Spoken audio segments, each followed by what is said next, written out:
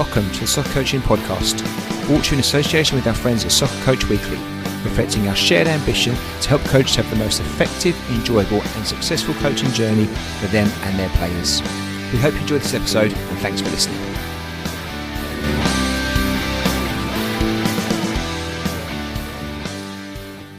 Ross, welcome to Soccer Coaching Podcast. How are you?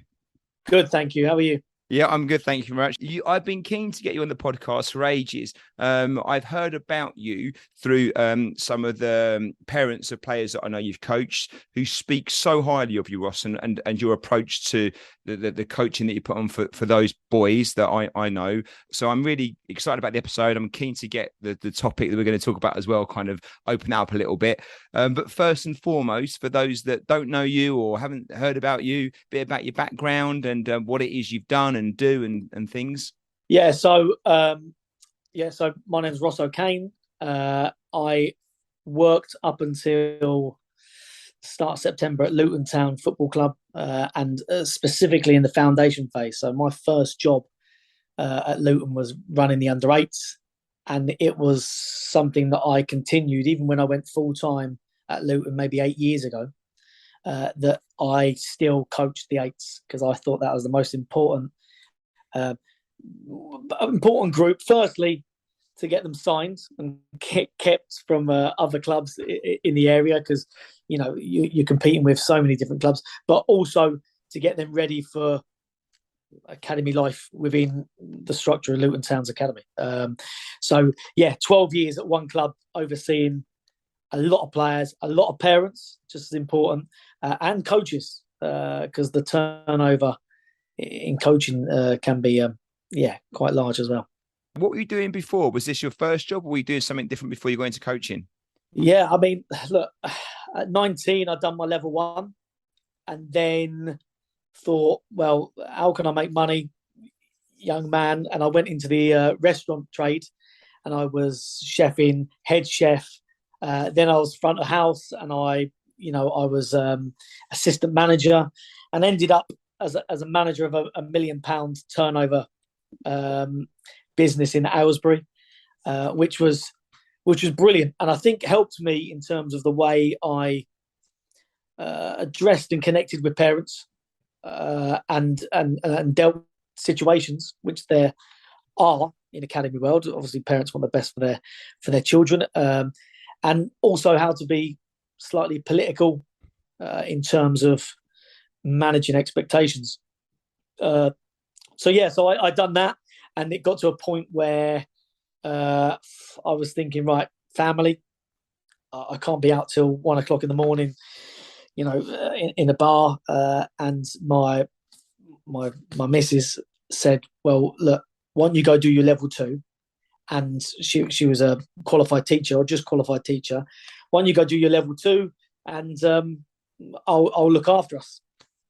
And that's how it went. Like, she looked after me for maybe 2 years while I got my level 2, done little bits of football, little kickers. I remember doing in Harpenden, close here, and then starting my own little bits just around the corner in the park with friends of mine's children, and little bits. And then up at Luton, which I emailed the club and just said, look, is there any jobs? And they said, well, funny enough, that we're looking to get an under-8s coach. Brilliant. Went down, put a session on with this year's first year, first year pros at Luton. And next day called in, offered the job as under-8s, buzzing. I think I was on $5,000 a year. And I went home to the missus and go, $5,000, we've made it. Yeah. He obviously said, I've still got to work full time. So that was where it started, and I made it my goal. And I had lots of time. I was quite fortunate, but I wanted to be the best. So I stayed around after sessions. I watched brilliant coaches work.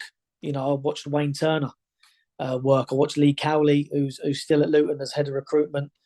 Joe Deeney, who's the Dunstable Town manager now. The 16s coaching Luton. I was just around. I'm fortunate to be around some really, really good people, and they were willing to give me their time.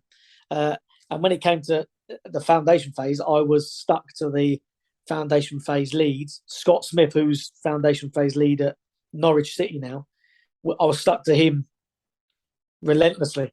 So I knew exactly his job inside out. For the time that when he left, there was only one person that could take it over, which thankfully was the case when he left, and I took his job as a foundation phase lead at Luton. And you gravitate to the younger players in the foundation phase. Was that always kind of your main focus, or was that just something you've just enjoyed doing as you've kind of got into that world? Because obviously a lot of coaches aspire to kind of work up the ages, don't they, and rush to get to the older ones.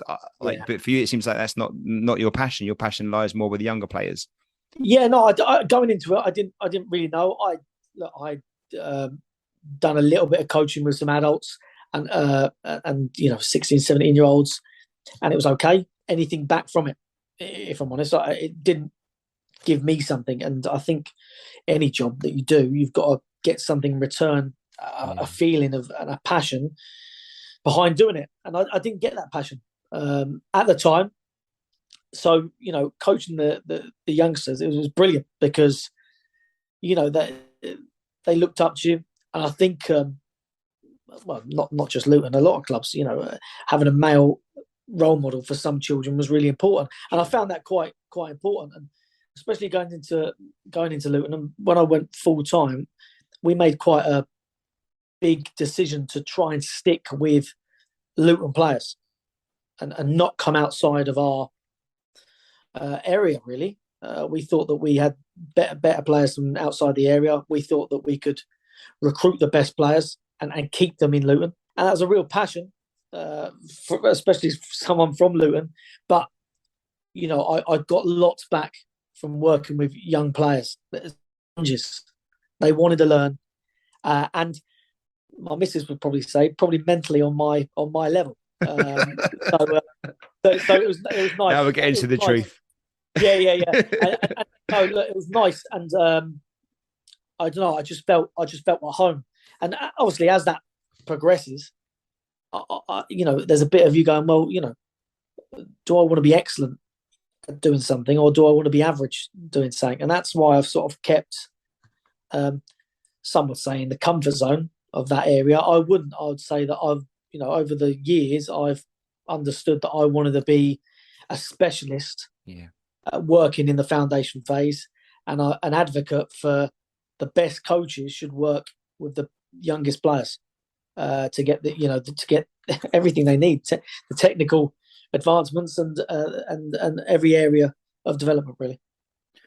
Well, obviously, working at such a critical phase with young players that are kind of starting their journey off, the focus more than anywhere else, I would suggest, is around obviously the development, right? The player development. So if it's okay, we can talk a bit about that.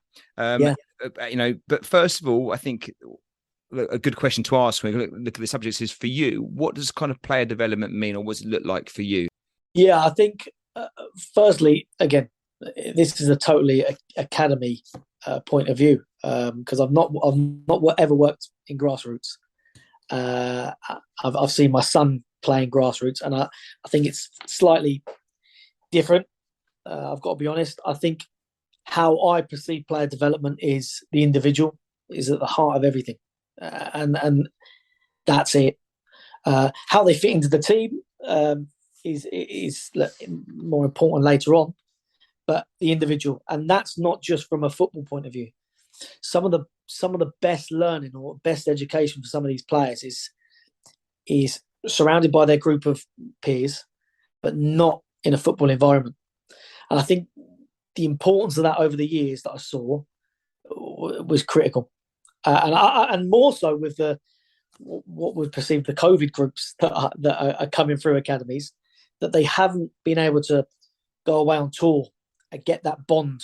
We had it, and that people would look at it quite ridiculously, really, that we used to take our under-8s, the end of under-8s here, and we'd take them away on tour for 4 days.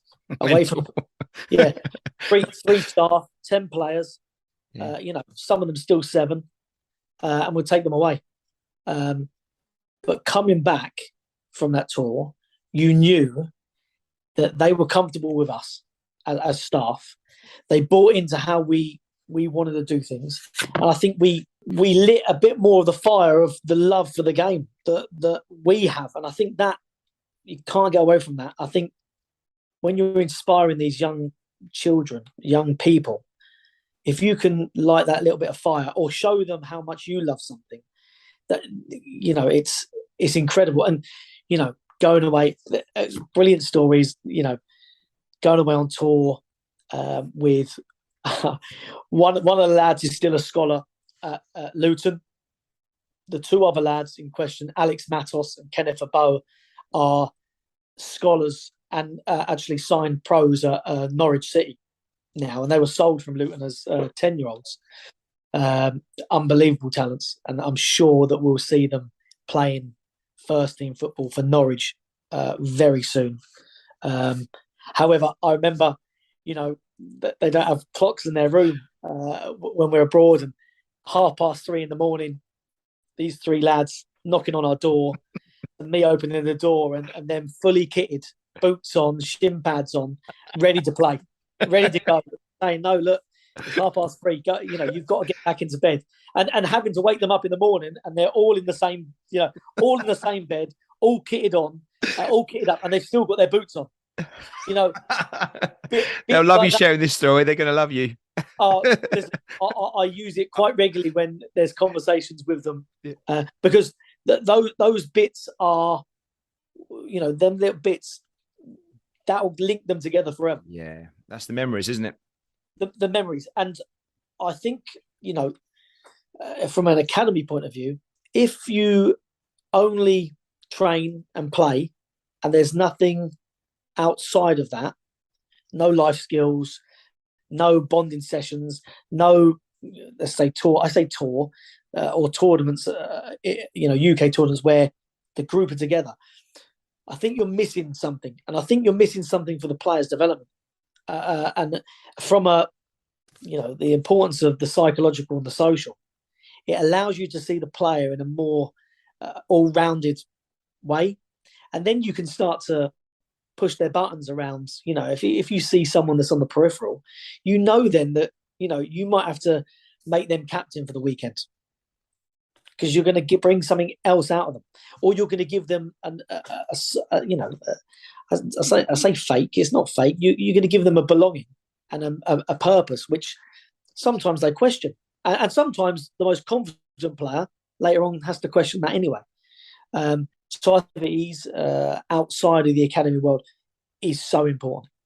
Yeah. It is so important from my point of view. I think, listen, every club will do something different, and every club will produce a player in a different environment. That's definitely the way. But if we're saying, and again, a football club will have a different point of view because they want to produce players. But if we're saying that there's a 1% chance of someone playing the Premier League, but the 99%, what is it that we're putting in place for them for when they leave us? So if they leave at 13, 14, have we given them stability? Have we given them experiences, and have we given them memories where they can go away, sit around the table in 30 years' time and go, "Oh, do you remember when I played Juventus on tour, Dad?" Yeah. And have a conversation. That for me, and I had a conversation with a parent the other day, one of his sons, again, they're both with us, but one is now a pro at MK Dons and one's an under 15 at MK Dons. Having a conversation with him, and we had that conversation, we sat around the table in Spain and we were talking about tours and this team and that team. And I said, that's it. That is what it's about, because that lives with you. So, there's part of my thinking, because I've seen some really good coaches coach and get some of that stuff wrong. I've seen some underqualified coaches, let's say, be able to do that unbelievably well. And I would always pin my badge to someone that is able to engage with a young person over someone that's qualified. Well, on that note then, How would you describe your approach? Because I've, like I said at the beginning, I've heard things about the way you go about your sessions and some of the stuff you do. It's a bit different to, I'd say, your average kind of foundation phase session potentially. But what is your approach then when you look at taking on an under 8s, under 9s group? What kind of things are in your head where you're thinking, right, this is what I know I want to be part of the makeup for maybe this season, so that the players get this experience from me that may be a bit different to what they might get from another coach? Yeah, I think firstly, I think there's some really good coaches now, and everyone can put on a really good session. And I think how you put on your session is important, and how it leads into the next one. They're the key bits. And again, I've gone through 3 different transitions really of I suppose the FA and what the FA have sort of taught. There's a little bit of unopposed. And more structured, and then into game-based. And then over time, we went fully into game-based. The game's the teacher. And then we're back out a little bit now, saying that more unopposed work and getting technique is important. More one-to-one sessions and people making, lots of money off delivering one-to-one sessions. So I've seen a lot of turbulence in terms of how sessions would be designed. Me and how we've done it, and again, I was able to put the syllabus together for the foundation phase for the last 8 years, and over time, and with some really good heads of coaching as well. By the way, Jordan McCann, who's the academy manager at Lincoln, who's just about to leave for quite a big role. He was excellent, and someone that you would want by your side as your wingman in anything you do. Firstly, loyalty, which is key to everything. The way, and I learned from him, and he definitely learned from me, the way that them just turning up to sessions, and I'm going round the house a little bit, but it's important. It's fine. How the first initial meeting of them coming to training, and how the interaction from them walking in the gate is, Jordan was an absolute, or is a master of that. And, you learn and you go, well, yeah, that's brilliant. And that just keep, asking questions about them. That first bit, right, how's your day been? Come on. Yeah. What you been doing? Have you been doing this? And the smile, the smile that the children can give you off you taking 10 seconds to ask a question and get a question and get a question back. And some kids, they won't answer and smile and go shy. But again, you need to know them players, because they're the players you might actually talk to a little bit more, to prod and get somewhere with. So that's important. So the engagement factor on turning up, this king. And then I suppose every session would be high energy, competitive in everything we do. Everything. There has to be competition for me. I love players that, if you're doing a race that might start ahead of I love that. Yeah. That's something that nick a little bit, get a little bit. Yeah, that's what you want, isn't it? Yeah. Why are you staying on the line? Get another inch over it. Come on. It's them players that, because they're showing you their personality. Yeah. They're showing that their willingness to desire to compete. But long term, you definitely need that. So, the sessions would be lots of competition, massively engaging for players, short and sharp, 15 to 80 minutes in everything we do, like so heavy technical, and the balance would be 70. The foundation phase, the balance was 75-80% technical practice. How that looked and broken down, that might be unopposed, that might be opposed.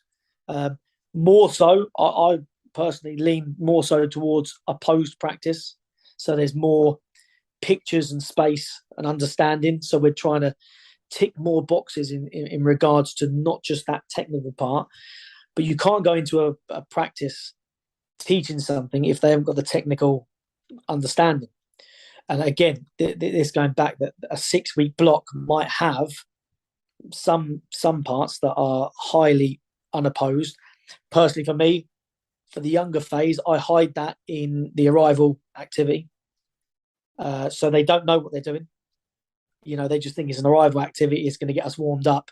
But I know the repetition value from a back foot receiving practice, which they won't understand how to use when we go into the part of the whole part whole and go, well, you just done that there.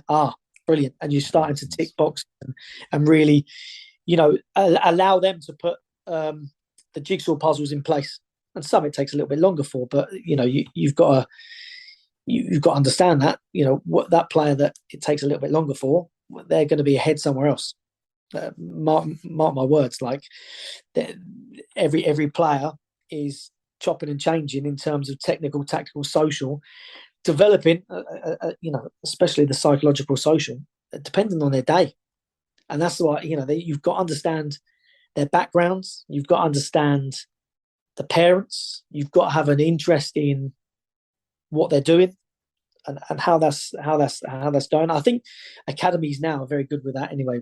Heads of education and welfare, but when you've got specific people doing that, sometimes the coaches are then just coaching, and I think the coaches are more valuable knowing lots more about the players. And we're seeing more and more people become full-time in academy footballs, and it dilutes a bit of the importance around knowing the individual. At Luton, we try to put a passport together, so they walk through the door, and this is individual player X's passport.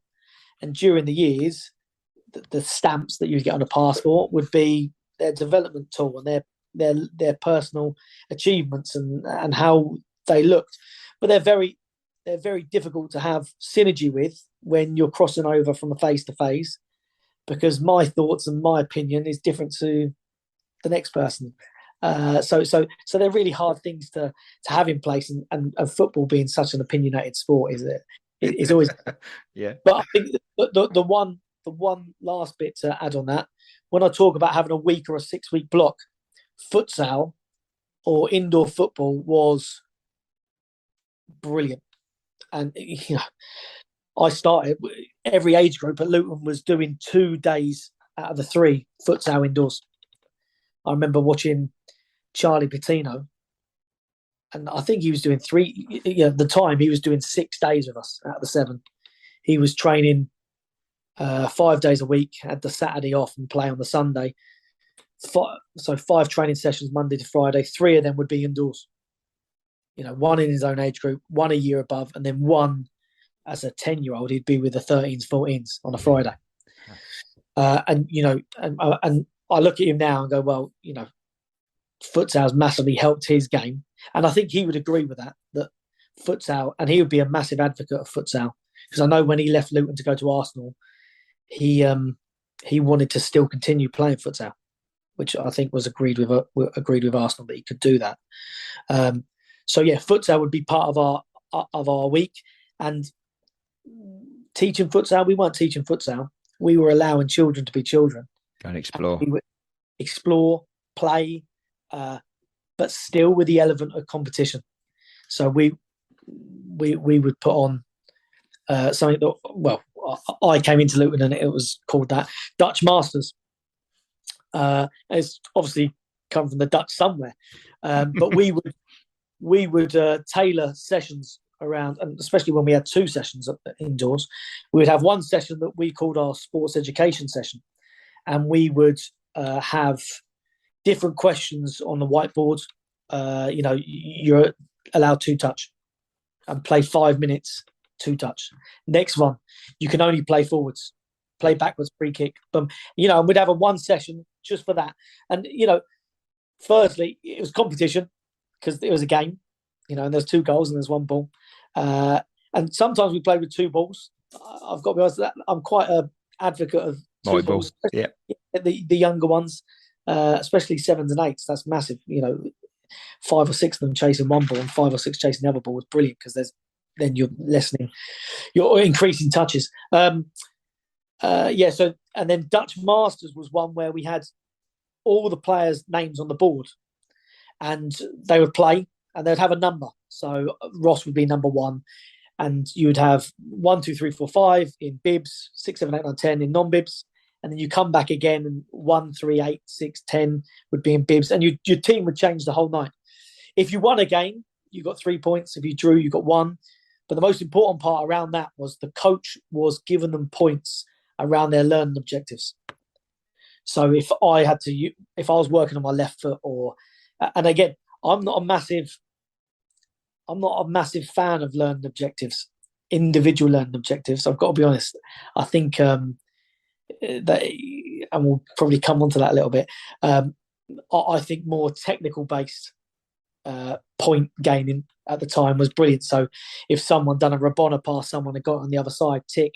If you scored, you got a tick. And at the end of the night, you'd have a winner and you'd have a loser. That's just the nature of the beast.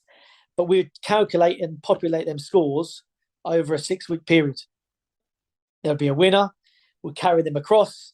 Next 6 weeks, winner. And at the end of the season, we'd have an out-and-out winner and someone that was bottom. And I think there was, we had times where people questioned having someone that was bottom. But I think that's important. That's important as well. Because I don't think, I think we try to say that, winning, especially in football, is the hardest thing. Winning a trophy at the top level, how many players can say they've won anything? Very, very small amount. Yeah. So you can have more loss than winning. But yeah, futsal was a massive part, and how we devised that was important. Well, so much in there. Just in reverse, maybe. So on the winning one, I couldn't agree more. I mean, I think with these things, it's sometimes how it's managed, isn't it? And you've mentioned this already a few times, even since your restaurant days, those soft skills, right, that you develop, that you don't go and work in a restaurant to learn necessarily how to deal with staff conflict or awkward customers. You learn the menu and you learn to serve and do these things, but actually they become the more important parts of the role, don't they? That's kind of how it works. And the same with the players, right? They've come to get better at playing their football, but actually understanding, how to deal with communication and disappointment and resilience. They're the driving factors that will make the biggest impact. And you've touched on that. And I think you're right. The winning and losing bit is part of any sport, particularly in football. It's competitive and it's how it's managed, I guess, is the most important bit. Yeah, I think, and early on we didn't really know that. We done it and players would go off in a huff and this and the other. Yeah. And I think there was times where players went off and it took a few weeks to get them back under, well, I say trusting us. I don't think that's right. Just getting on side again. Comfortable again. Yeah. But that's the learning, Ross. Isn't that's the learning. That's what's happening there, right? That's it. 100%. And I think over time, we got to a stage where, we had players in tears and we were saying, brilliant. We want to see the emotion. We want to know you care. Yeah. We want to know that it's important to you. Because it has to be. If you're going to push on and get to the next stage, and you're going to have that. But it's how we manage it and how we funnel it into a positive. Yeah. And I say to kids that cry, what's wrong with that? I don't get that. Ronaldo was crying at 14, 15 still. He probably still cries now. On the pitch. Yeah. So I think maybe it's a British thing. Showing emotion, don't show emotion. Keep it, stiff upper lip. Yeah. The old one. I definitely heard it when I was playing when we were younger. Yeah, don't show them emotion. You let them know you're getting to you. I actually think that's on the flip. I think it's positive. I think you're finding someone that is emotionally passionate about something. They're going to go the extra yard. Sure. You know it. Yeah. And it's how you can put them little learning platforms together for them that they can take the next steps. So, yeah, we wanted it to be competitive. We wanted them to argue, but we wanted them at the end to be able to come together, have a laugh, arm round, walk out. Because, I've been fortunate enough that where we've been on tour and we've won some really good tournaments abroad. And I know 15 minutes after winning the tournament, they've forgotten about it. The kids don't care. Yeah. Yeah. So the only people that it lingers with is the adults. Yeah. Yeah. So true. But over time, where I still see it now. I say now, 2 or 3 months ago at a tournament, I saw it where an academy coach or coaches were not berating, I think that'd be a strong word, but sitting 8, 9-year-olds down and giving them a little bit of a right act. And I'm thinking, well, firstly, I've switched off and I'm an adult. So they definitely switched off and it's going in one ear and out the other. And I just think, well, those coaches, you hope, will learn that actually there and there, keep it nice, keep it okay, let them go away at training next time, say, right, reflection, what do we think, how do we feel, and let them do the talking, because they need to share, because we're talking there about emotion and psychological and mindset, and we're not talking about football. We're talking about their let's say their irrational behaviours around winning or losing, and the importance, again, 15 minutes, 20 minutes after any game that they've won or lost, they've forgotten about it because they've moved on. It's so true. I remember hearing a thing ages ago, Ross, and I think it stuck with me because I think it's so true.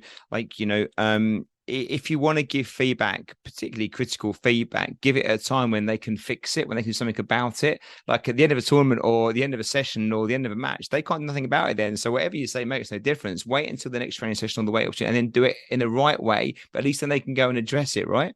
I think, and you'll see this across the country, every grassroots and academies, because I still see it. Brilliant team talk, really good information, talking about, can you do this? Can you roll in from the outside and get inside? Don't just go on the outside, come inside the game. What happens? The player where we've talked to the most and given the most amount of information to, well, we swap sides or take them off. Hold on. How's he going to learn out? You've given him some great information, but you've not allowed him to go and express himself around that. And when he comes on next, he might have lost that, because we talk about their attention span. It is short. It is short for a lot of young players. So, and look, that again, that was part of Luton at the time, being some players would be pigeonholed quite early on. Firstly, to get them through the programme. I think that was important, to keep them in the academy. Other players a little bit freer, but we went small squads, really small squads. So there was not a lot of turnover, and that we could have 75, 80% playing time every week. How many, Ross, when you say small, what are we talking about? Half a dozen or so? Or if we look at, this year's under nines at Luton, we signed 8 players, and we'll play 7. Yeah. Wow. We don't get me wrong, 10 would be good, because there's always one that might play up or might be off. So 10's probably a good number. I think when you start getting to 11, 12, you've got to have 2 games. More difficult, cat 3, easier, category 1. And then if you carry more players where they're only getting 50% game time, personally, waste of time. Yeah. Waste of time. They've got to play. There's more sports science and medical people now saying, well, no, they can't play a Saturday, Sunday, and they can't do this. Right, okay. Well, I'm sure Gaza played every day of his life. Yeah. I appreciate it's a different time, but so why are we stopping these children from playing more football? Let them play. Ross, so it would be remiss of me not to ask these questions, and I'm not sure how much you can divulge or not. And I appreciate the fact that sometimes the work in the academy is kind of a bit of cloak and dagger, and we keep it all secret. But from the outside, we don't often get a chance to see behind the curtain and get a sniff of what kind of goes on. Look, if it's not too much an open question, I'll be intrigued to know kind of what does it look like, in the academy system? Like what does a plan look like? What would a session look like? And kind of more importantly, for you as one of the coaches, what are you looking for in the players? What kind of impresses you and makes you actually that kid's doing the things that I think are good behaviours or good things that will keep them progressing? Yeah, I think so. If I go back to a lot of the players at Luton were recruited by me personally. by obviously them coming in for games, or me going out watching games, or knowing someone that knows someone. And again, that experience and longevity in a role helps with that. For sure. And again, the experience around what I'm going to say next is massive. So,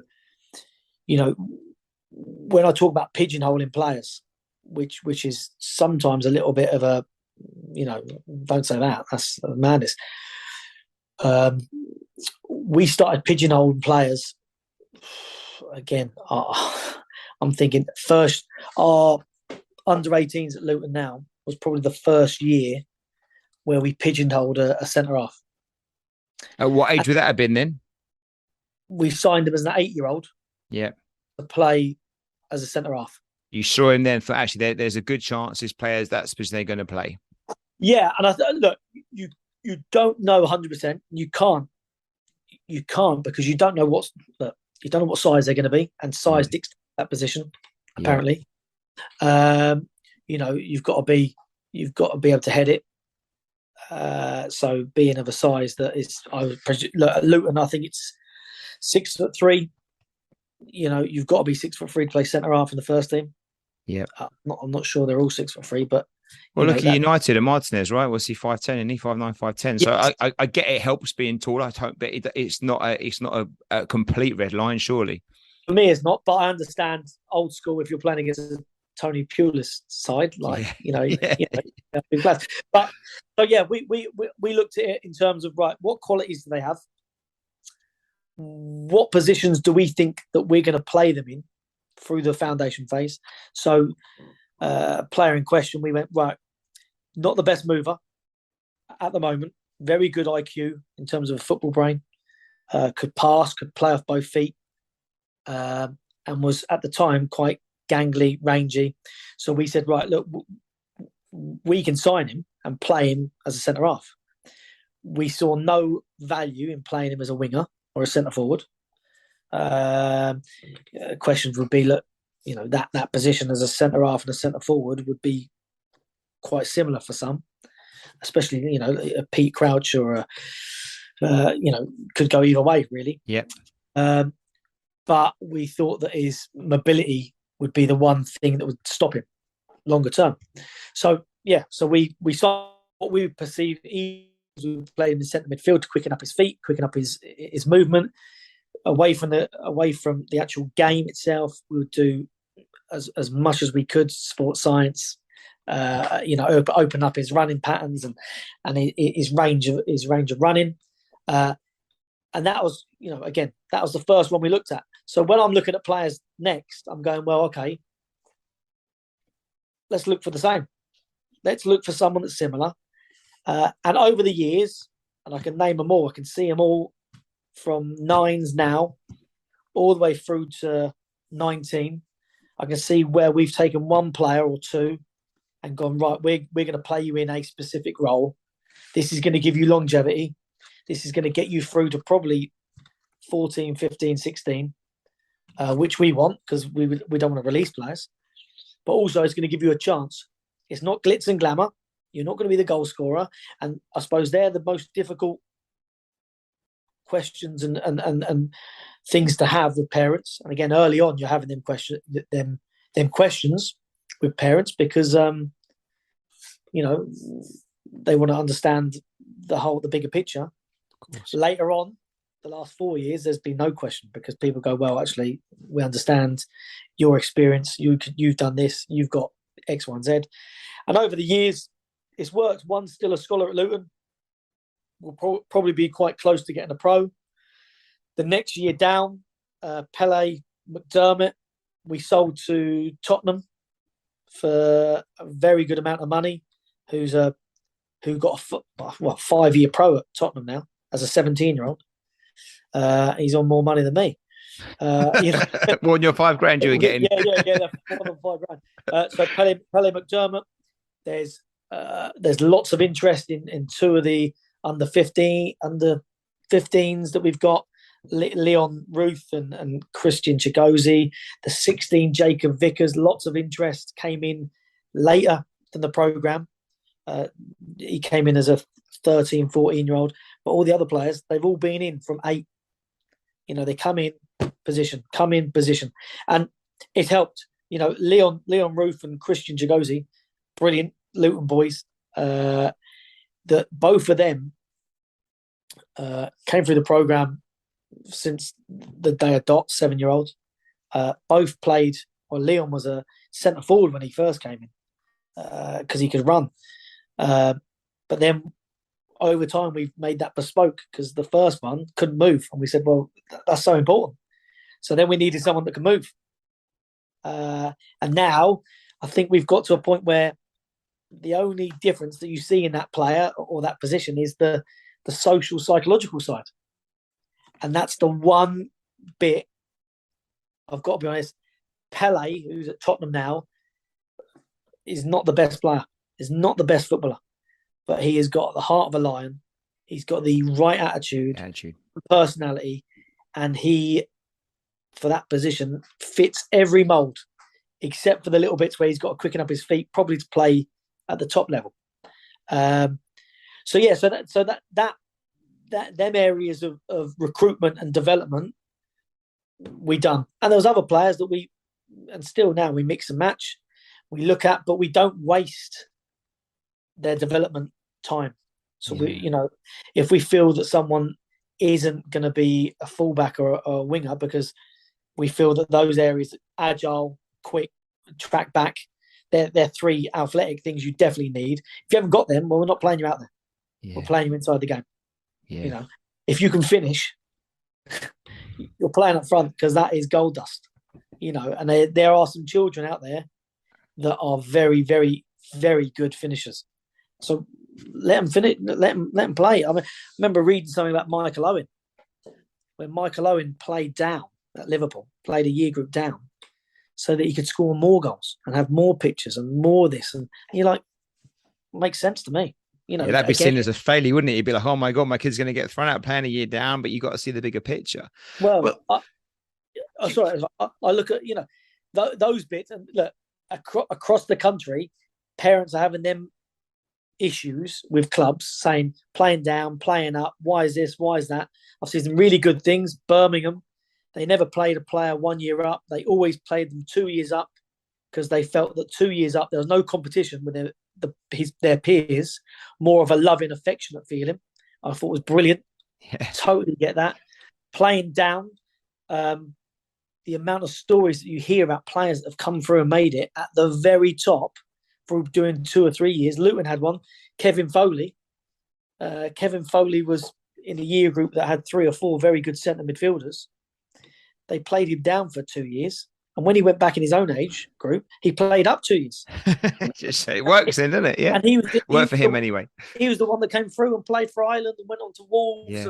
And, so it worked. So, like I said, parents in the journey, just you hope, trust the program that they've signed. I guess you've got to be careful, right? Because like all these things, are working with young people, right? And and decisions you make can impact on their futures. But do you think, Ross, this goes on a lot more than people are willing to share? I mean, you're being quite open and candid about it, which I think is fantastic. But I get a sense that this is kind of done in a lot of clubs. Maybe not as overtly. Like they look at a player and think, oh, he's a centre half, or he's going to be a fullback, or he's going to be up front. And even though they don't say it to the parents, they'll get him in and get him signed. But actually, they've got one on that position, even under 9s, 10s, whatever else. Or do you think they do? Most places try and create generalists and worry about player specific positions, maybe at 14s, 15s. Yeah, I think it's definitely in the thought process of clubs. In terms of longevity. Now, some players are signed at football clubs to help others. You can't get away from that. Yeah. And if I'm honest, one of the lads in our 15s now who we signed as a 7-year-old was that.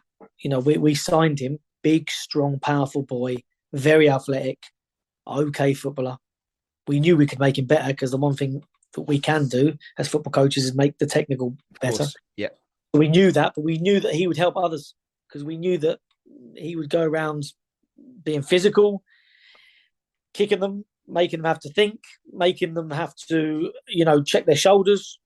So we done that. We took what we would class as a project, a project player, but we thought that we could be better.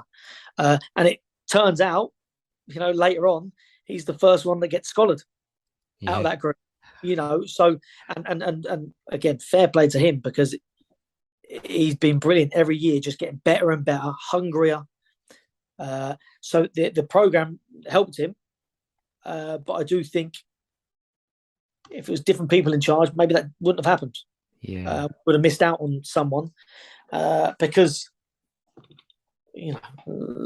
clubs look and want the here and now, and I don't think some clubs look at the later on down the life, and that's why there's a lot of turnovers in academies. I wish that academies were so much more elite, and we took less players, and with less players, there's so much more bespoke stuff you can do. You crossover training. You can have 2 age groups come together, even 3. We done bits. Again, I'm going back training program. I tried, and I think it actually works, but at the time we didn't really have the staff to manage it and run it. Where we had our 9s, 10s, 11s, we would put them into needs, let's say. Yeah. So needs and where they are. So we would have our best under 9 training with our best under 11s. And we'd have a group of what I perceived our best players. They would train together, and we would go down to carousel. So the whole night's theme might be finishing, but that whole group stayed together for every 4 cornered finishing session that was delivered by a different coach. And, that then allowed the weakest under 11, who we've signed for a reason, of course, to develop at their own rate around players that they could probably get more out of. Yeah. So, but again, when you're short staffed, it can be very difficult to put really good programs in place. But that was something and really, really run really well, and it was quick, 15 minutes, loads of repetition, complete technical. So I'm probably going back to one of your first questions, actually. Yeah. Something food for thought that's out there as well. A lot of the coaches listen to the podcast, Ross. So they're not full-time coaches. They're probably grassroots coaches, probably volunteer parents doing their best, maybe getting the players for a session a week, 2 if they're lucky in games. Appreciate that's not kind of the world you've been in, as much. But if you were giving them any kind of tips or advice, especially in the foundation phase, so working maybe 8s, 9s and 10s, or if you had to do it, if you had to step out and do that, how would you approach it? What would you take out of all your knowledge, understanding, and experience you've got with that 12 years working at Luton and stuff, if you had to kind of embed that in a grassroots space?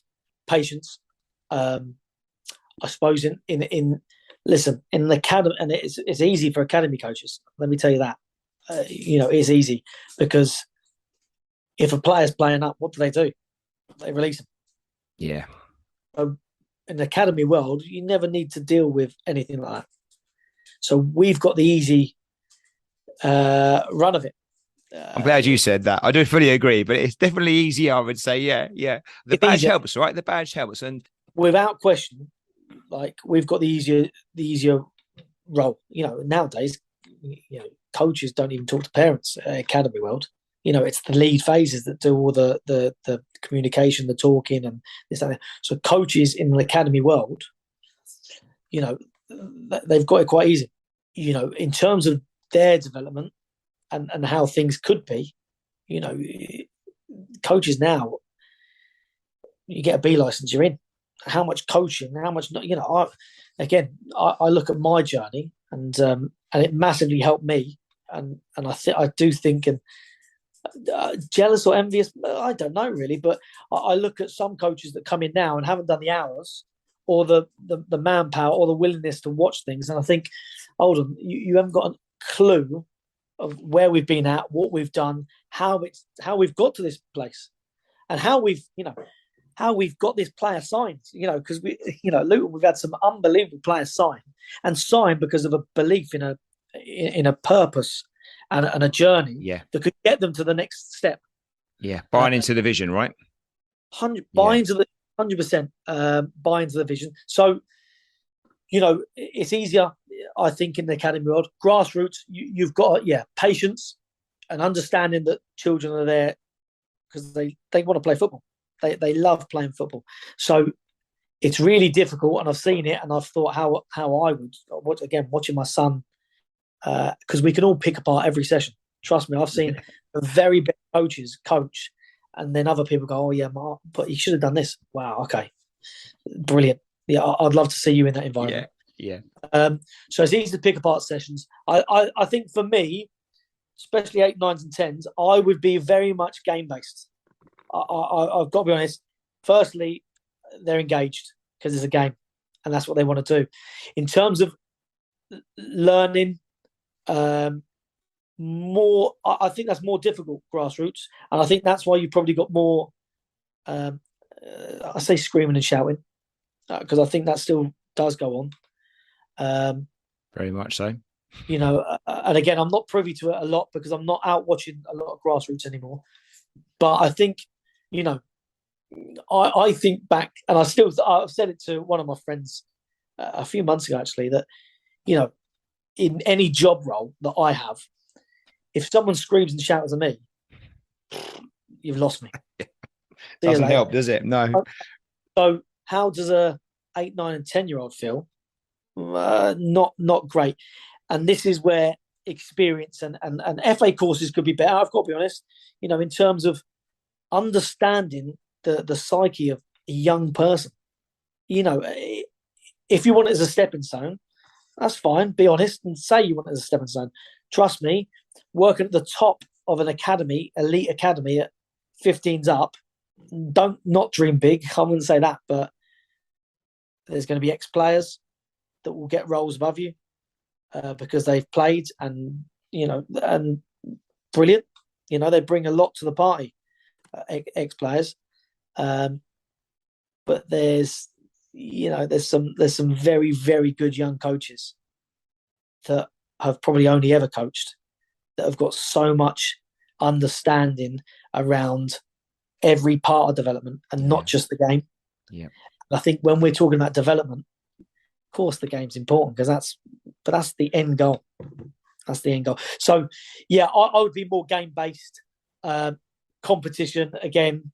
I think how I work, I think I could walk into any session and have players focus. But also, there's always one that's running off, waving a tree in the air. Yeah. And sometimes you got to let them go. Yeah. And let them. They'll come back to you. But it's up to you as a coach not to chase them round. Like, everyone develops at their own rate, even us.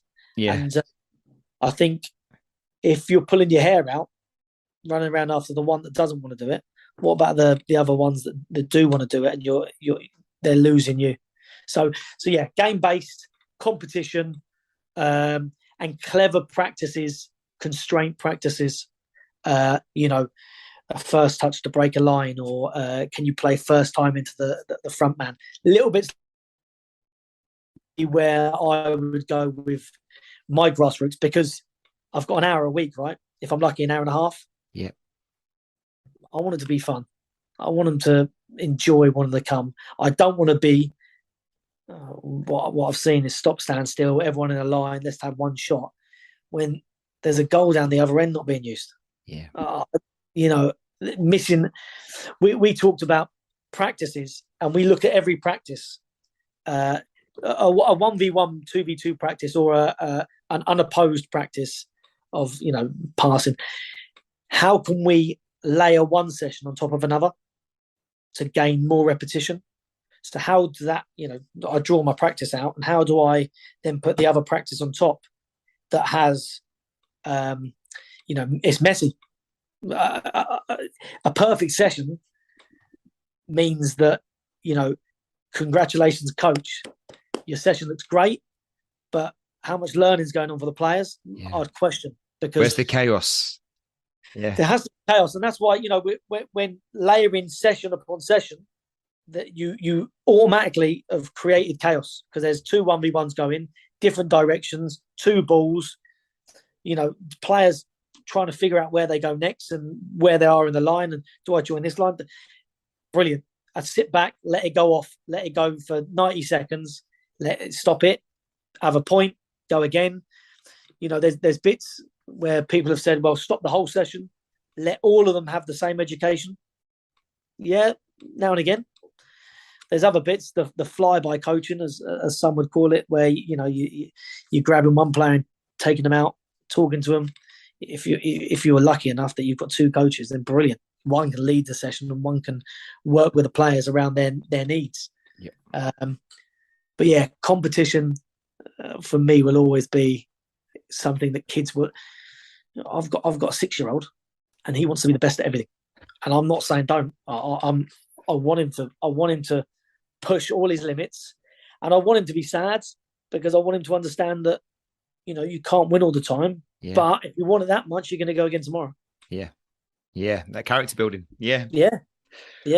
You mentioned a couple of times actually now about obviously opposed and unopposed. We won't go down that road because like you say, there's it's horses for courses and certain things, certain people in certain situations and stuff. But you did say about technical practice, and one of the problems I have, I think I always imagine a technical practice as being unopposed. How, if this is possible to articulate, how would you do a technical practice opposed? If you give us one example, maybe. I don't know if that's something you could explain. If that's possible. Yeah, no, I'll give you one. Listen, they're harder, and you've got to have a little constraint within the practice for it to work, because your focus is on that technical getting better. For sure, yeah. And that little bit. So I'll give you one. Back to goal receiving. Defender starts maybe 2 yards off the receiving attacker. Ball's coming in again. Massive on this. Ball coming in from different angles. The amount of times I see the ball just coming in a straight line, it's not real. I think there was a stat in the Champions League. They done one, receiving skills stat that 60% of receiving skills were on an angle. Makes sense. And all we do is face to face and back to goal. Hold on a minute. On the angle is the one where you've got to maybe pin someone and roll them, and so 2 yards apart, receiving it from a different angle, and as the pass is made, the defender comes active, because then I'm wanting the attacker to come and receive the ball and not just stand still on the sort of starter spot. I want the defender to get his angles right from where the ball is whilst protecting the goal. And again, that would be, and as that pass is made, we're live and we're in. And that would be my technical, because I'm working on his movement to come and receive, and I'm giving him them 2 yards. The 2 yards is critical bit to allow the technical to get right. Getcha. So that would be my bit. And from when, it might break down straight away, but if he's received it right, or if he's felt the pressure and he's tried to turn, we've got a little bit. Yep. I get you. That's your bit. But again, with that practice, again, that kind of practice, we would layer. Yeah. We'd two goals, 3 goals even, layer it so it was coming in from different angles. Yeah. You might have one defender staying there for all 3, for a 45-second burst. So yeah, that would be how that would be designed, really. Perfect. Great example. Thanks for that, Ross. Because it's just, I think, like when you don't do it for a living, you kind of see things a bit more simpler. So I'm like, right, if it's technical, it's unopposed, ball each, kind of work on some stuff, try and keep tempo up and do that. But, or it's a game for me. It's like one or the other. I haven't got so good at doing that bit where you can almost do a bit of both. And that was a great example. Well, I think, again, that session in question I've mentioned, that would be something that you might repeat. Coaches will be at home trying to rewrite the books of coaching.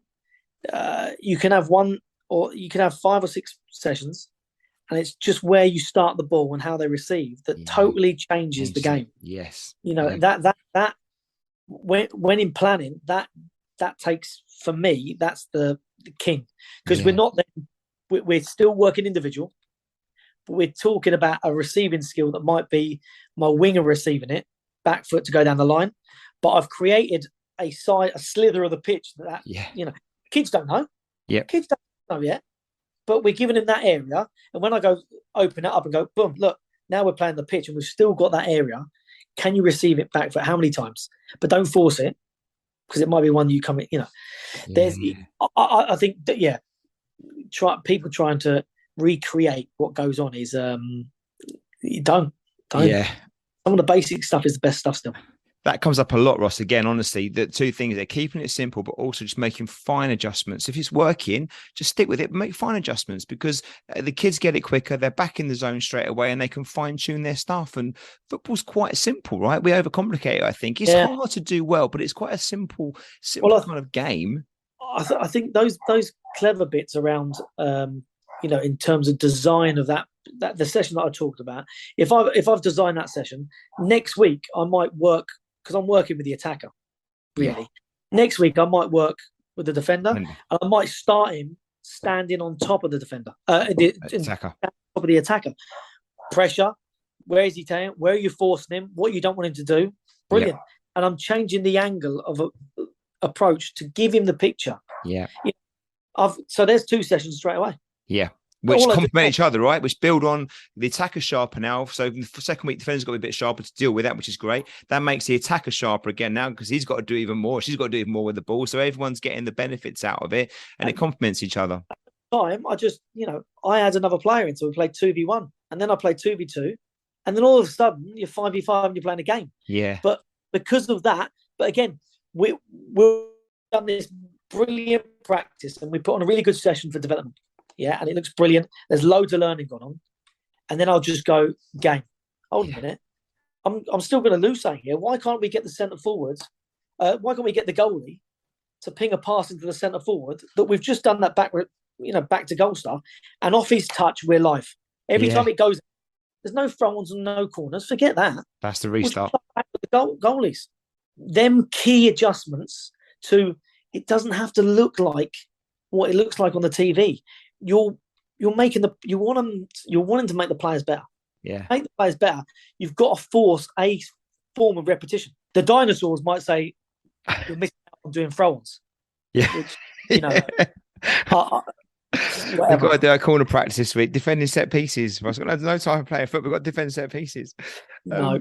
I got a question for you. Maybe again, this is a bit unfair, but have you got a favourite game or a favourite constraint you'd play with, say, like an under-10s group? Like, the game they always love doing. It may be like a wave game, or it may be just actually a constraint in a 7v7 or something like that. Is there one, or is that too difficult to ask you off the cuff? I think whatever session you put on, I always think, do I want to play in it? Now, the big kid in me, if I put on a session and I don't want to play in it, then what am I doing it for? Like, This is bizarre. So one for me, and I think, look, this session in particular, you'll see done from very early on in quite a few academies, all the way to first team. So it's 3 teams, even teams. If you've got no even teams, you've got 2 goalies. You put your 2 goalies in goal and keep it as it is. And you'll have 2 teams play against each other, and the other team are still involved, whether that be standing on the side of the practice. And we're talking about a really small pitch, by the way. We're 30 by 20. So there's lots of repetition, and we want to keep the ball in play. They're either standing on the byline, or they're standing beside the goal. And it's you've got to use the player on the outside who plays off 1 touch. Again, the younger, you might want 2 touches. That it goes in and it comes back out to score. And it's a 1-touch finish. It's again, the constraint can be what it wants. But that, and again, what we do, winner stays on. Yep. Brilliant. Stays on. Yep. If you win, you're getting more game time. There's your prize. That one is gold, and the kids love it because it's quick, it's frantic. First goal, you can see the goal, you're off, and then we're playing straight away. And if you're not set and you're not concentrating, you're off again. Yeah. You're walking on, you're off. So it's just frantic. But I think that's more of a. You talk about. We talked maybe about a rival, something. You twist it on his head, have that as your rival, and you've got them like that. Game straight away. Everyone's playing goals. Yeah. Scoring goals. Yeah. Everyone's at it, and that you'll see first teams do that on a Friday where it's it's very light. There's just a little bit of a game, or on a Monday first thing back. So that for me is something that I want to play in and want to be involved in. And you can still put the little constraints on it. Like if you receive it in the attacking half and turn and get in the defensive half and play a pass, you can score in the opposite goal. So little bit and ways to develop it. But so they're still learning from that game. Whereas I would say that's more of is it a development game? There's bits you can get out of it, but it's more of a social personality, putting people under pressure because you've got to win. You may nicely, I might add.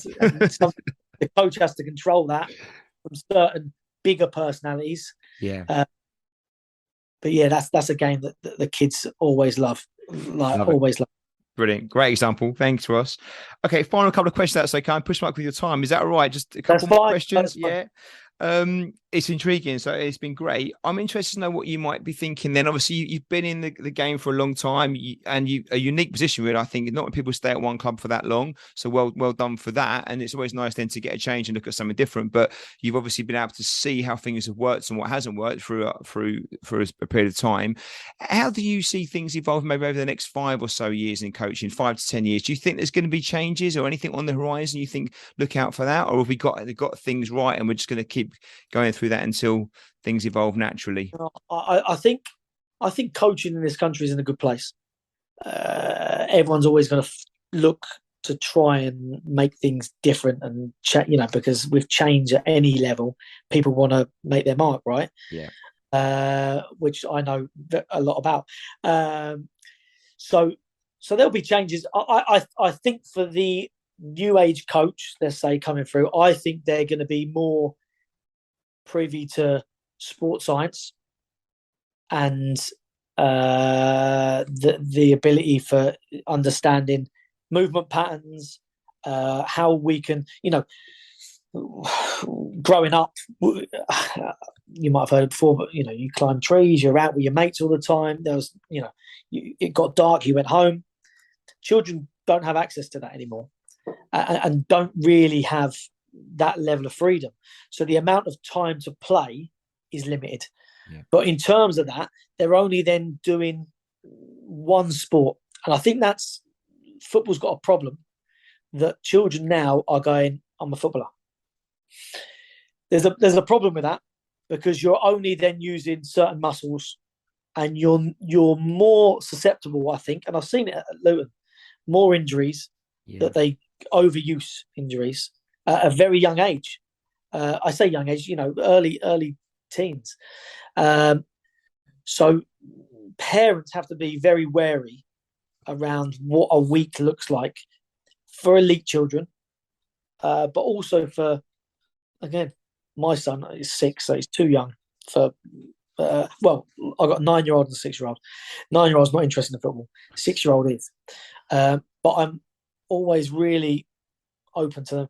Madness, the 6-year-old, when he was 2 and 3, he's jumping off the sofa, jumping on, and my missus would go mad, and I was always like, no, let him do it.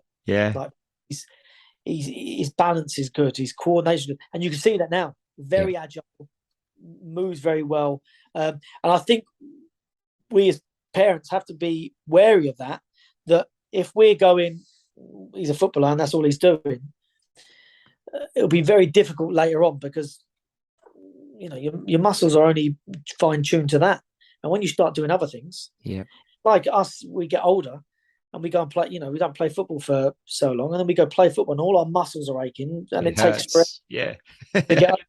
So there's that. I think coaches are going to be more understanding of that and probably add more physical development into their delivery. You might have to have longer or more sessions, which will be difficult in grassroots especially. But also I think there's going to be more understanding around the ability to for analysing games. I think that is, I see more and more coaches at tournaments filming games, watching games back. I'm sure they're clipping things for their children, and I think that's powerful. Not to deliver something that's very generic. If it's individualised for a child, brilliant, because it's them and they're all about them. We can't get away from that. Their thought process is me. Look at me, I do that. Look at me, So there's that I think will be more in tune for coaches later on. I think at Luton, coaches now are starting to do their own analysis and clipping that Luton have put in place, which is good. Now, if you're serious about getting to the next level, they're things that you should be looking into.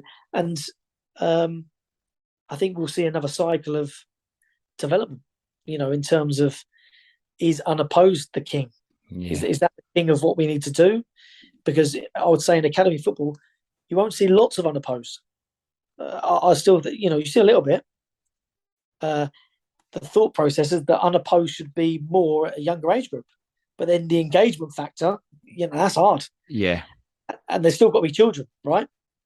We've still got to let them have a childhood, and that's where touched on earlier, the extra curriculum stuff of outside of football is important, because they've still got to be children. Luton last year we took the foundation phase and went climbing to one of these climbing wall places. Then we went to a trampoline place, and again they're interacting across age groups and across phases, and brilliant, love it. Yeah, superb. But coaching, I think they're the two bits that I would say. As I said, I'd love it that we got to. I know that grassroots coaches now have FA mentors that maybe look. I'm not saying they're not skilled enough, but I think those professional clubs in those areas should really be the ones reaching out to these clubs and doing more. I'd love to see the day, maybe in my lifetime, because I might be in charge of a club one day, I don't know, that the onus is put on the academy to make the local clubs the best they can be, and those local boys and those clubs then buy into that club. Travel limited, we buy into what you do, we totally, and the support, the money that's in academies is crazy. So why can't we support these clubs more? Because you'd get more back tenfold. That's what I don't understand, But is it easier to have 100 scouts out pestering clubs, or is it easier to have clubs that buy into everything you do in terms of your player development? Oh, Ross, you said it. Honestly, you said that so well, because I can't, as an outsider, I struggle to understand why there's not a better relationship between grassroots clubs and the pro clubs. Not that it's particularly bad. I think there's always a bit of unease. The scout turns up with your under sixes and who you're going to lose kind of thing. But you know what?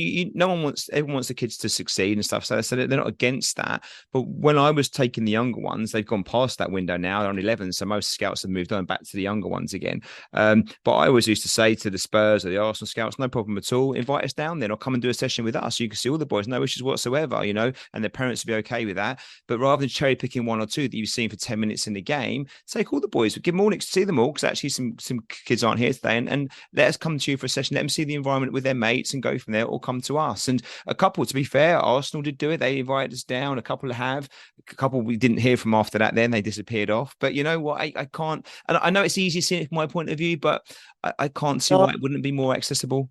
I think, look, a bigger club, I don't understand, but I can, if you've got the resources, then you don't need to do that. Yeah. I think, look, if we done it maybe 4 years ago, we started doing it where, social media is such a big thing now, that we wanted to thank the clubs that these kids were coming from, signing. So we made you'll look through Luton's social media pages and we say, we've signed player X and thank you to so-and-so for their development. Brilliant. I think we've done that, and there was other clubs that started doing it as well, which is great. Like, because a lot of, I'm sorry, I'm wrong in saying that, all their development has come through that club. That club, if it wasn't there, that player and parent wouldn't be there, and the club wouldn't have access to said player. So I think, again, when I walked in the door at Luton 12 years, I didn't agree with the wording and what you had to do to get into it, but I think we had like 50 clubs that were signed up to it, and club coaches would, once a month would come and gain access to coaches working, and the academy manager there talking about X, talking about Y. They would give the session plans out to the coaches. And I thought, I like it, There's definitely ways that it can be managed and manipulated and work better. Does it have to be sign up to us, but no other club? No, I didn't like that part, because I don't think players should be limited to just this and this. Yeah. But I do feel that there's an obligation from that club in that area to do more. And I think those clubs will say, yeah, we do loads in the community, 100%. These football clubs, they do unbelievable things in the community. I can talk on behalf of Luton. The amount of community work they do is fantastic.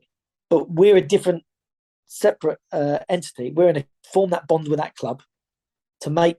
Firstly, we want their players. Yeah. Cool. Yep. We want the best players to sign for the club. But how do we make that bond where they're ringing up the phone to us and go, look, Tottenham have been down, but do you want to have a look at him first? Of course, we'll do that. Yeah. Not a problem. Do you want a game? Do you want some tickets? Do you want some tickets to the, that was one of the big push we had a few years ago at Luton. We had 20 tickets to every home game, which is nothing really, because when we're in the conference, we got 150, know. So 20 tickets to the game. And we was like, well, why don't we use the tickets to go around to local clubs and say, do you want them tickets? Do you want them tickets to go to the game? Yeah. Brilliant, because we know that you've done some really good stuff. And some players, we've got out of your club. And hopefully we get more later on. Goes a long way, right? Those messages go a long way, and it builds that community back up again, which is what football was based on, right? About working for and with the community in partnership. Yeah. And look, there's some really good academy people, but aren't really in the power to put things in place. For sure. Maybe 5-6 years down the line, when those people are in more higher power, that might be something that we see. But I still think the FA mentors are brilliant and help, but they're not as skilled as the people working in academies. Whatever you say, you go on these FA courses, and I've been on lots of them. The highest skilled people in the country work in academies. 100%. The best and most highly skilled people in the country are working in academies. We need to get more exposure to them people. They're very busy. They've got lots on. But if we're clever, we can make it work, right? There's ways of making these things work that suit everybody. And actually, being efficient with your time, it may end up saving time elsewhere, right? If you can get a connection in a different way, it might save your workload down the road in another place. So it's not necessarily more work; it's a different way of working.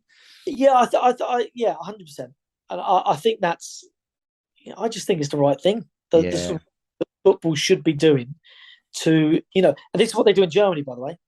Germany have got a really, really good model where the highest A-level coach in that region looks after the regional clubs. Perfect. Yeah. And I think they're the slight bits that maybe we're missing here that could really interlink everyone. And look, we are, and I was when I was, Luton full time, very specific in terms of how I done things, what I wanted things to look like. Sharing, I'm not sharing. Yeah. Fine. What we do. But then I come to it and go, well, actually, sharing the information means nothing. It's not about the sharing; it's the delivery. 100%. That's the key message. But we're all learning all the time. Yeah, and we can, sure. and those that want to get to the higher echelons of football, they're the ones that will do more. Ross, thank you so much. My final question is about you, kind of, your plans. What is you going to do moving forward? Obviously, what I didn't mention, I should have mentioned it before, is another way in which I've met you previously is through the tournaments that you run, through street football tournaments, which are fantastic. But what are your plans? Is that still ongoing? I know it is. I hope it's. I think we're coming to in October to see you, so I hope it's still ongoing. But a bit about that, and what's your plans, aspirations moving forward over the next few months and years? Yeah, I think so. To touch on the tournament side, the street football tournament business, I say business company that we set up, that was set up during COVID. The background on that was it was set up during COVID for, we couldn't travel abroad anymore. So where academy football, there's no competition. Tournaments, very rare, don't exist. The Premier League put on things for the Cat 1, Cat 2 clubs. Right. What do Cat 3 get? So my thinking around putting that together was, firstly, Luton, I could draw all the biggest clubs to Luton, and we didn't have to travel, and we could then still play competition and have these tournaments, because I know a lot of the people working in academy football, especially down south, which was, and you look at the tournaments where we can get Arsenal and Norwich and Watford and some really, really big clubs, and when we've gone to St George's Park and we've got Villa and Wolves and Newcastle interested, it's been fantastic. And Liverpool, which was brilliant to come and talk to their head of coaching about how he feels this is what's missing in the country, which gave me a little bit, well, let's do more. Yeah. So there's a market that's missing, but it was set up to help the development of the players at Luton during a time where we couldn't go abroad. And at Luton, every age group probably went on tour 4 or 5 times a year to different parts of of Europe. But that didn't work out how I thought it was going to work out because of, I understand, because politics in football, me running something, but actually my full-time job was to be around players at Luton. So I understood that. So I took it on my own, done a few tournaments, knowing that I've got, again, 12 years of experience of going to the best tournaments in Europe. So I've picked apart all the best bits from Europe, still, fine-tuning things because it takes money to build things, and, we're getting there. But the key goal was the actual football and the football delivery for the tournaments and being different, really. So the tournament stuff's been good. The back end of the academies, in terms of them being involved, has been excellent, and that is ongoing. We've just started futsal, quite passionate about. So we've just set up a few age groups tournaments, and we've got a great relationship with a University of Bedfordshire, and they've got a state-of-the-art futsal hall, which is great. So there's that. So at the moment, I say focus. A lot of my time is on the tournaments and making sure everything's right, and building it to a stage where it's seamless, really, that everyone comes, everyone loves what we do. The music's on during the games, which is a bit of a bespoke bit of what we do, and building it to a point where everyone has the opportunity, really, to take part and be involved and be around that. So that'll take up a bit of my time. And academy world, I'll be back in at some point, reflection time and Christmas, and I'll in my head I'll go into a club from January. I've had a bit of interest. I'm not going to name clubs, but I won't push you on that one. but I've been very fortunate to be offered some, I say that, not job roles, but being offered things within clubs that maybe don't already exist. So yeah, we'll watch that space. We'll see what happens. But like I said, I said before we started, I'm I am a very passionate person about things that I'm deeply involved in, and whatever Luton, I was fiercely passionate about, because that's where I worked, and it helped that I grew up in Luton and I knew the people and what I was. But whatever I do, that's me as a person, that I'm emotional and passionate. I think I use the word erratic. It can be a positive and a negative at times, but I like to think that I wear my heart on my sleeve throughout, which gets me in trouble now and again. But well, all I can say is, like I say, I've never seen you coach, but your reputation precedes you in a very, very positive way. I've heard so many good things about your approach with the sessions, your unique way of kind of delivering stuff, your focus on the players individually and collectively, so many good things. And for parents that consistently mention you and single you out, considering these parents have been around lots of different spaces, is testimony to that 12 years you spent at Luton, fine-tuning your craft. And the next club that gets you is going to be very lucky. And I can't wait to find out, more about that. And would you come back on an update at some point when you get that next step and tell us a bit more, if you can, about what that might look like? On my next gardening leave, I'll do that. Yeah. Well, that'll be 12 years' time at least then. So we won't have no breath. It's been really good. Like I said before, I'm quite protective of what and how I say we worked. And I'm fortunate I've been around some really, really good people that believe and buy into the delivery of what we wanted to do. And I think my best work at Luton is yet to come, because the players coming through are very good, and long may that continue, because there's some really good people that work there. Oh, you know what? Well, I know this way is a collective thing, isn't it? But, key people make a big difference in these circumstances. And I'm sure you can take a lot of pride in like the players that have been through and the ones that are coming through. And I'm sure you watch their journeys closely as well. Ross, if people want to reach out to you and find out more about the work you're doing and what you do moving forward and stuff, is that possible? And also for the tournament as well, which again, let me just say that I've been to it, loved it, thought it was fantastic. The standard football was brilliant. It was good for our players. We're not an academy team, but we've kind of put a team together a little bit for it. And it was a great challenge for them, but well-organised, well-run, great challenge. And we're looking forward to the October one. So thank you. If people want to find out more about that or anything else, what's the best way of them doing that? Yeah, I think the best way to, get hold of me in terms of the tournaments is streetfootballtournaments@gmail.com would be a way of contacting me. The website is www.streetfootballtournaments.com. A lot of what we've got going on is on there, and you can register interest or talk to me from there. And the social media pages on Twitter and Instagram are quite strong. And yeah, I think on Instagram you can find me on as Ross O'Kane. I think I'm not sure. You don't look for yourself, do you? Look, we'll find the links. We'll put more in the show notes. So people want to get the email address, the website, Twitter, Instagram links. They'll be in the show notes. Click on that, and you get straight through to you. I'm more than happy to talk to anyone. Football. I think the last bit, I've been quite fortunate that it's not a job. It's a lifestyle that you choose to live in. It's a vocation, right? It's more than a job.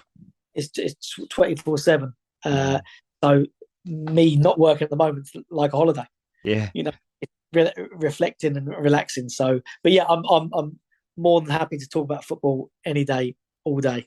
That's really me coming along and asking for an hour and a half of your time to like Busman's holiday. Ross, you've been so generous, mate. Really appreciate it. Best of luck with whatever you do moving next. Like, I genuinely mean it. Whatever club gets you is going to be really lucky to have you. I can't wait to hear who that is in due course. And I'm not going to let it be next Garden League. We're going to get you back on way before then to talk about something else to do with football. So hopefully within the next year or so, if that's all right. Perfect. Not a problem at all. Top man. Thanks, Ross. Thanks, Scott. Cheers, buddy. This episode was brought to you in association with our friends at Soccer Coach Weekly. Established since 2006, Soccer Coach Weekly is a leading source of inspiration and advice for all grassroots coaches. Join thousands of youth soccer coaches just like you, saving time and effort in their goal of having the most effective, enjoyable and successful coaching journey for them and their players. Thanks for listening. I hope you enjoyed the episode.